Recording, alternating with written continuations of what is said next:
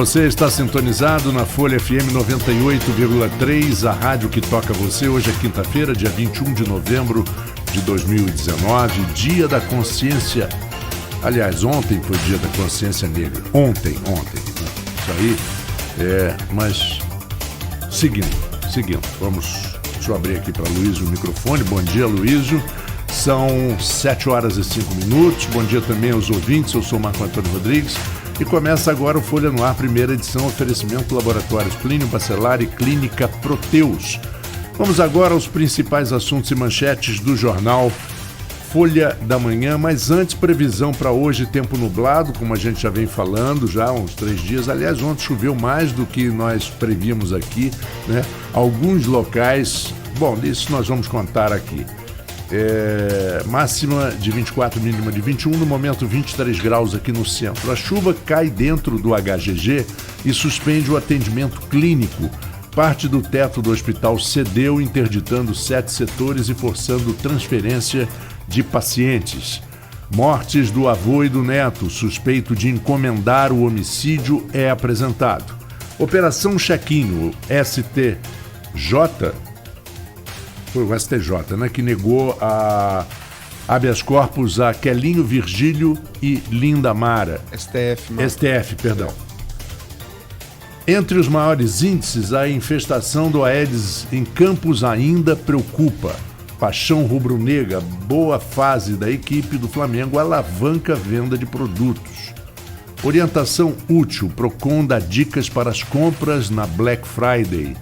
E na capa do Folha 2, Midway chega aos cinemas. Os nossos ouvintes podem acompanhar as nossas transmissões através dos aplicativos de iOS e Android, pelo Facebook, YouTube em Folha FM 98,3 ou pelo nosso site folhafm98.com.br. No programa conosco, jornalista Aloysio Abreu Barbosa. Bom dia, Aloysio. Também bom dia para Beth Araújo, que é a nossa convidada, que já está aqui. Mas vamos falar um pouquinho, Aloysio, ontem nós conversamos muito sobre, anteontem, né, sobre o problema da chuva. A chuva realmente ficou, como disse o coordenador da Defesa Civil, ela ficou esparsa, mas choveu mais forte ontem. E em vários casos isso acontece. Vazamento, chove dentro, como no hospital. E é sempre uma dor de cabeça muito grande. Bom dia, Luísio. Bom dia, Marco. Bom dia, minha querida amiga Elizabeth Araújo. No próximo bloco vamos estar tendo a honra de entrevistá-la. Bom dia, Beto. Bom dia, Ícaro. Bom dia, sobretudo você, ouvinte, telespectador do Folha no Ar, pelo streaming. Bom dia, obrigado pela audiência. Marco, essa matéria, infelizmente, quem acabou comigo. Porque ontem eu estava me preparando para... Ficou aqui, aí eu acabei fazendo plantão de 12 horas ontem, que eu fui de 6 às 6 ontem, no feriado. Estava preparando para sair, bateu o telefone e uma mensagem de um grupo do WhatsApp, de um grupo um amigo me mandou do grupo do HGG, me dizendo que estava vendo, na hora vendo a gravidade do assunto, que logicamente que parei tudo e comecei a apurar.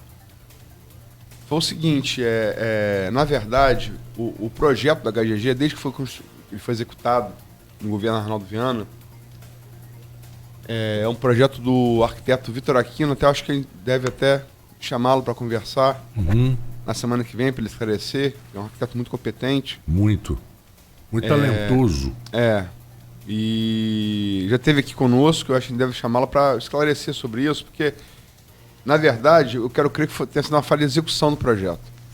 Porque esse problema, ele ocorre desde a fundação da HGG no governo Arnaldo Viana, desde o início dos anos 2000, né?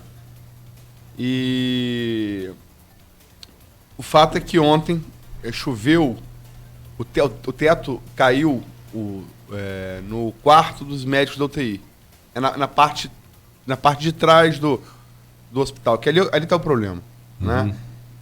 Tem uma lagoa ali atrás e parece que o terreno ele cede ali.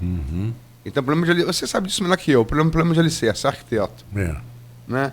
É um problema de escoramento, alicerce, o terreno é macio, né? Isso é um problema. E o problema de teto, do vazamento, ele ocorre pelo menos desde o governo Mocaibe, né? E, enfim, me avisaram ontem, comecei a apurar, né? Falei com o Dante, que é o diretor do hospital, consegui falar com ele, depois falei com o Abdo Neme também. Abdo estava indo para um seminário, ele teve que voltar, estava no avião já, ele teve que voltar, saiu do avião, voltar para campo, pela emergência do caso, né? E, na verdade, choveu em 7 setores do hospital, né? Quais sejam clínica médica, pediatria, quartos médicos da UTI, como eu já falei, laboratório, ambulatório, sala de cirurgia e corredores. Uhum. Começou a ver o problema. O Dante Pinto Lucas, quando teve problema, chamou a Defesa Civil Municipal, né, porque quem tem que avaliar isso é engenheiro, né, Defesa Civil. Né? Com certeza. A Defesa Civil foi lá e interditou esses 7 setores. E... Quer dizer, porque aquela coisa, isso é aquele dominó, né? Cai um, vai caindo em sequência. Então, o Hospital Geral de Guarulhos, desde ontem, ele está impossibilitado de fazer atendimento de clínica médica. Uhum.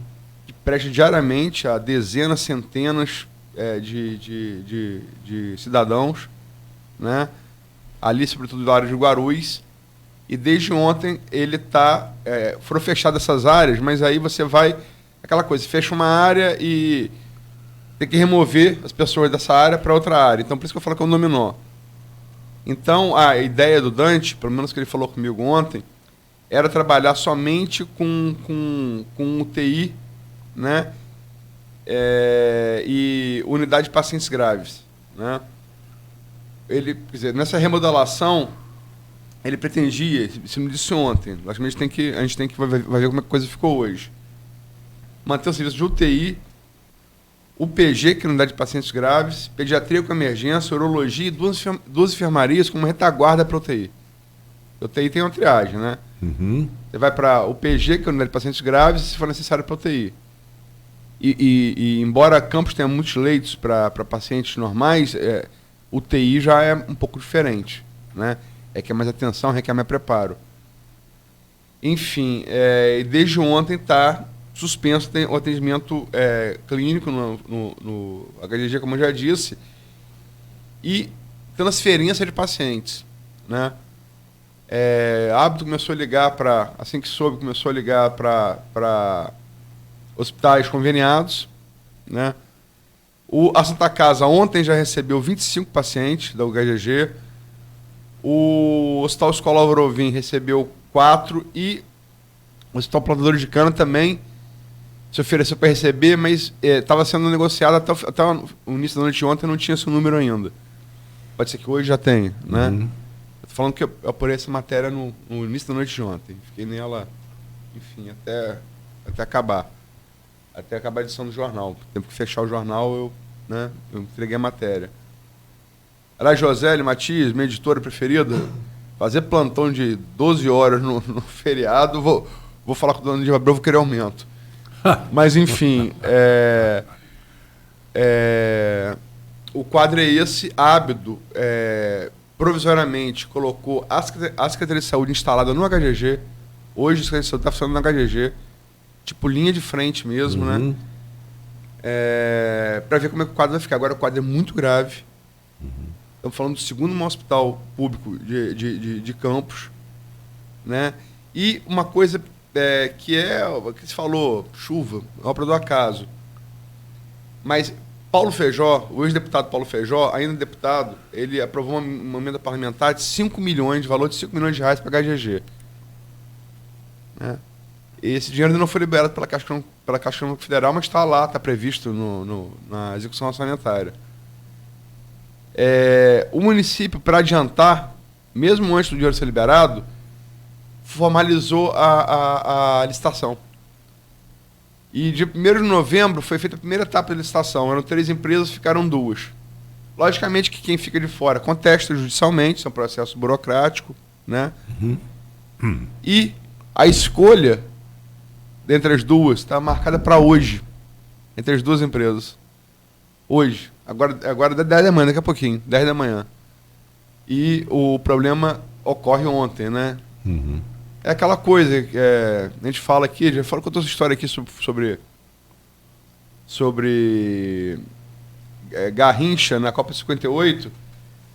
Eu pegar nas quartas de final, jogo eliminatório, a União Soviética, que era campeã olímpica de 56. É um time temido. E aí, Feola, técnico brasileiro, falou: não, Garrincha, você vai pegar a bola pela ponta aqui, vai driblar, cortar para a esquerda, Vavá vai entrar, Pelé faz o corta-luz, gol. Aí Garrincha ouviu. Falou: seu Feola, tudo muito bom, tudo muito bem, mas você combinou com os russos? Faltou combinar com a chuva, né? Mas o fato é que é lamentável, porque hoje ia ser escolhida a empresa, estava marcado, isso não é uma atenuante forjada de última hora, que houve o primeiro passo da licitação no 1º de novembro. Ontem choveu e caiu o teto. E tem outro quadro que piora a situação. O município teve que recorrer aos hospitais conveniados, correto? Os representantes nós recebemos aqui, Marco, você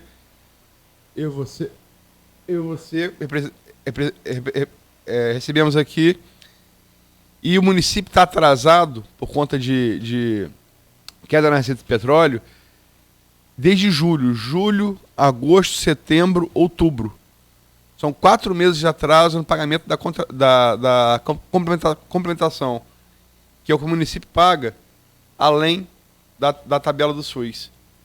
Valor total de 20 milhões de reais, porque são para os 4 hospitais contratualizados, são 5 milhões mês. Então são 4 meses atrasados, são 20 milhões de reais. E mesmo esses hospitais estando atrasados, eles que vão socorrer o município agora. Né? Exemplo, né? A situação é muito grave.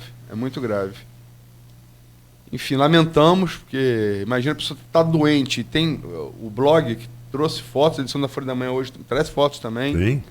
Vários setores inundados. As fotos foram passadas por filhos de pacientes, né? E a situação é muito grave. Acho que hoje também vale colocar, até como dica para o espectador, está estreando nas telas Midway. É um filme do Roland Emmerich, que é um diretor alemão muito bom. Uhum. Ele trabalha em superproduções com ele que ele filmou aquele Independence Day, para quem se lembra, foi um grande sucesso, tal, a invasão alienígena no Brasil, nos Estados Unidos, no dia 4 de julho. Né? No Brasil também, porque foi no mundo todo, né? Foi. O Brasil também entrou. Só não está retratado o Brasil ali, o negócio dos Estados Unidos. E Midway existiram 2 batalhas que definiram a Segunda Guerra Mundial. Segunda Guerra Mundial, né? Alemanha, Japão e Itália contra o resto do mundo. 2 batalhas definiram a Segunda Guerra Mundial. Na Europa foi a Batalha de Stalingrado, não foi o Jadê. Quem venceu a guerra contra a Alemanha foram os russos. Foram os russos, claro. A Batalha de Stalingrado em dezembro de 42. Foram morrendo pelo frio e... É a onda humana, né? O Marechal de Campo Zhukov, que foi quem derrotou, na verdade, a Alemanha. E o Japão foi derrotado na Batalha de Midway. O nome está dizendo, Midway é meio do caminho. Midway é o meio do caminho entre Los Angeles e Tóquio. Então é um lugar estratégico, é um arquipélago de ilhas, para você tanto atacar os Estados Unidos quanto atacar o Japão. Até então, a marinha de guerra japonesa era a mais poderosa do mundo. Era mais poderosa que a americana. E ali deixou de ser. Né? Os americanos afundaram 4 porta-aviões japoneses, né? Tiveram um muito avariado. Correto, Cico? Eu creio que sabe melhor do que eu sobre a Segunda Guerra Mundial. Então estou correto. Foram 4 porta-aviões japoneses que foram a pique. Um porta-avião americano foi muito avariado, mas não chegou a naufragar. E a partir dali, os Estados Unidos foi até chegar ao Japão. Então, a batalha decisiva, um momento decisivo da Segunda Guerra Mundial, eu acho que da história da humanidade. Embora seja uma ficção, acho que vale a pena dar uma conferida. Eu acho. É uma guerra lá, estamos vivendo uma guerra aqui pela saúde, enfim. Projeto mal executado, força da natureza e quem está pagando o pato para variar a população, né? Aloysio, só queria dar uma palavrinha em relação ao negócio da chuva que você falou.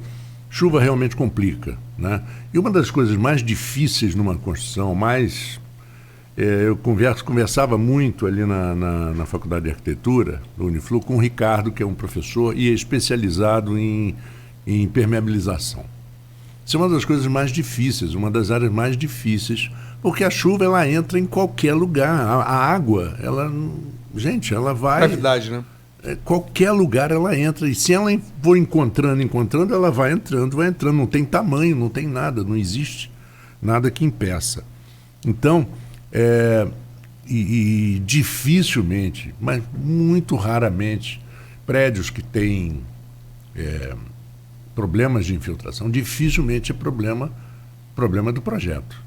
Dificilmente. 99,9% é da execução. Às vezes você economiza. Hoje em dia, por exemplo, tem materiais que você impermeabiliza lajes e tal, que não passa nem ar, quanto mais água. Mas são caros. E às vezes inviabilizam uma obra. Eu sei porque isso é uma coisa do dia a dia. Eu estou com um problema de infiltração, o Beto está com um problema de infiltração na casa dele. Isso é uma coisa que assombra todo mundo, né? Então vamos ver. Seria muito bom conversar com o Vitor exatamente por isso. Vou ver se a gente agenda para a semana que vem. Temos marcado amanhã a entrevista com Luciano Grem, Perereca e Thiago Ferrugem. Na segunda-feira com o pré-candidato a prefeito do PT de Campos, Zé Maria Rangel. Vou combinar com o Arnaldo semana que vem de Arnaldo, vamos ver se a gente tabula com o Vitor, pelo menos para terça-feira a gente está ouvindo. E tem uma matéria hoje aqui na primeira página da Folha da Manhã que também seria interessante a gente conversar com o pessoal do Procon, que é essa história da Black Friday, né? Que em outros tem países... Black Friday que não é Black Friday, né? Tem o Black Fraud, né? A metade do dobro. Você dobra o preço para depois cobrar metade. E outra coisa que eu acho interessante é o seguinte, é uma coisa que na Europa é top, que é a boa fase do Flamengo, alavanca a venda de produtos. Isso é de uma importância... Marco, eu não vou nem falar sobre o Flamengo, que... Não, mas isso é de uma importância... Eu vou falar, se eu falar que não vou falar, é um eufemismo, vou falar. É fundamental, porque você vê o quanto que um Barcelona, com o Real Madrid, com esses clubes europeus, faturam com a venda das camisas dos seus principais ídolos. Olha, eu vi uma das cenas mais, assim... Tenho 47 anos e... Algumas coisas que eu vou levar para minha vida vai ser a cena da saída do Flamengo da Gávea, né? E a chegada em Lima e o clima que está em Lima. Eu não vou esquecer disso enquanto eu viver. Enquanto eu tiver Alzheimer e tal. É uma coisa que dá um orgulho e é danado ser flamenguista, não vou mentir. Eu não sou passional, você me conhece, mas eu estou assim, tomado por um sentimento de... que é uma coisa impressionante. Né? Eu acho o seguinte, cada um, nós todos queremos o melhor para os nossos filhos, né? Para os nossos netos. Isso é uma reação, um sentimento nacional. Acho que eu vou dar uma camisa do Flamengo pro meu neto, porque... Vai ser feliz, lógico. Eu vou dar uma do Fluminense. Marco, o muro tá baixinho, Marco, pula, Marco. Tá baixinho o muro. Não, eu já não consigo mais pular. Mas você acha que eu vou dar uma camisa do Fluminense pro meu neto, para ele chorar o resto da vida dele? Embora tenha que respeitar, por toda emoção tem que ser racionais, o River Plate é o River Plate. É o timaço. É o fundador do estilo argentino de jogar, chamado Toque Me Voe, né? Que é o futebol baseado em toque de bola. Rapaz sempre falava que teve uma das maiores linhas de ataque da história do futebol mundial, Moreno, Labruna e Di Stéfano. Di Stéfano depois vai brilhar no Real Madrid, vai brilhar na seleção espanhola. Teve vazado nessa época, anos 40 e 50, foi um interregno da Segunda Guerra Mundial, então não teve Copa do Mundo. Teve nos anos 90 outro grande time com Enzo Francesco, que hoje é o coordenador de futebol do River Plate. Esse foi o príncipe, né? El Príncipe.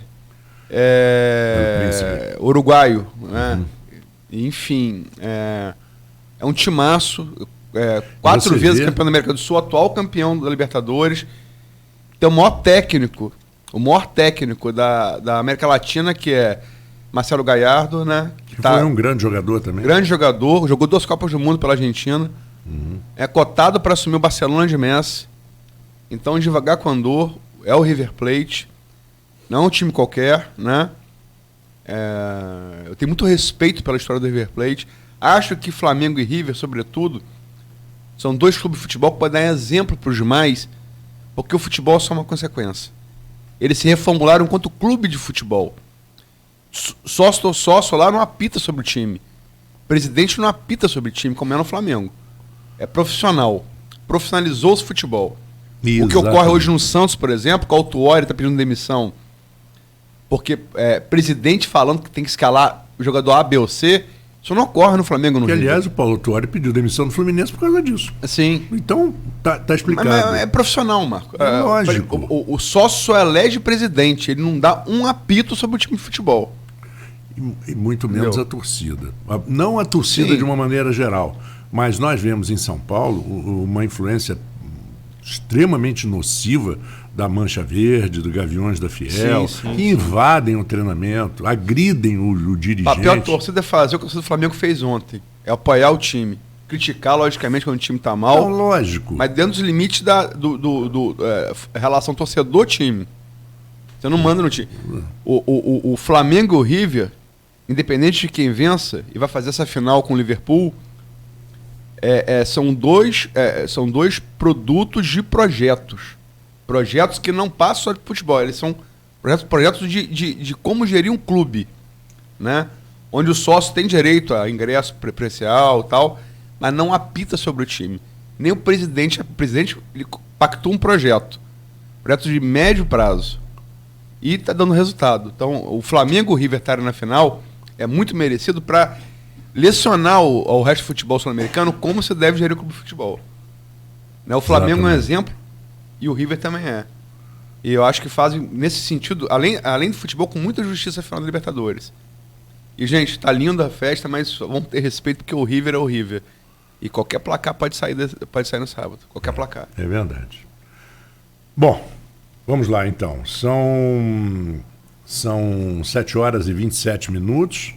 Nós vamos a um pequeno intervalo no Folha no Ar, primeira edição. Na volta vamos conversar com Beth Araújo, educadora, professora, muita história para contar, uma família de pessoas sensíveis, inteligentes, que escrevem muito bem, né, todos, e é um prazer revê-la. Vamos ao intervalo e voltamos em instantes com o Folha no Ar, primeira edição. Chegou a sua nova forma de andar em Campos. Adquira agora